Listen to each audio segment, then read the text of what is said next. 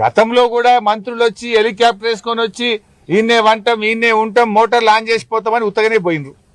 తర్వాత ఏదో స్టార్ట్ చేసిండ్రు, 2 రోజులకే మోటార్లు ఆ టనల్లో లీకేజ్ వచ్చింది, బంద్ పెట్టిండ్రు. పోయిన సంవత్సరం 60,000 ఎకరాల పంట ఎండిపోయింది. ఇప్పుడు ఈ సంవత్సరమైనా సరిగిస్తారంటే ఇప్పుడు కూడా మోటార్లు బందే ఉన్నాయి.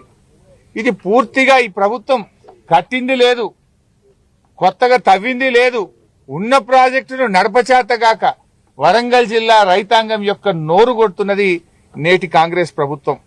అంటే ఇలా సమ్మక్క బ్యారేజ్ కట్టింది మేము, ఫేజ్ 1 ఫేజ్ 2ను పూర్తి చేసింది మేము, ఫేజ్ 3లో లాంగెస్ట్ టన్నెల్ను డీపెస్ట్ పంప్ హౌస్ ను నిర్మించింది మేము. కానీ ఈ ప్రభుత్వం కనీసం నడపలేకపోతా ఉంది. ఇలా బీఆర్ఎస్ హయాంలో 7,300 కోట్ల రూపాయలు దేవాదాయ ప్రాజెక్టు మీద మేము ఖర్చు పెట్టాం. 7,300 కోట్లు ఖర్చు పెట్టాం. ఈ ప్రాజెక్టులో 80% పైగా పనులు పూర్తి చేసినాం. 80% పైగా పూర్తి చేసినాం.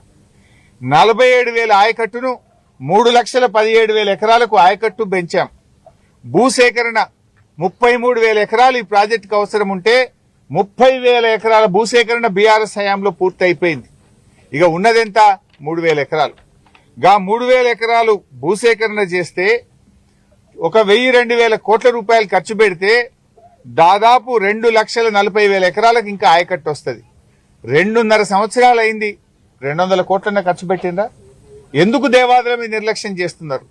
బీఆర్ఎస్ పార్టీ ఏమో 7,300 కోట్లు ఖర్చు పెట్టి 3,17,000 ఎకరాలకు నీళ్లు ఇచ్చింది.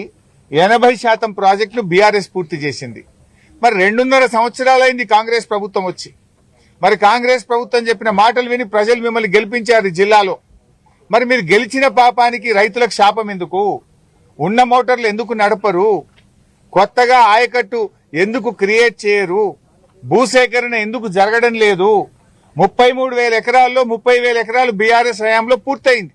మిగతా 3,000 ఎకరాల భూసేకరణ చేసి మిగతా 10-20% పని పూర్తి చేస్తే 2,40,000 ఎకరాలకు ఆయకట్టు వస్తుంది కదా. ఎందుకు కాంగ్రెస్ పార్టీ ఫెయిల్ అవుతుంది? కాంగ్రెస్ పార్టీ మాటలే తప్ప చేతలుండవా?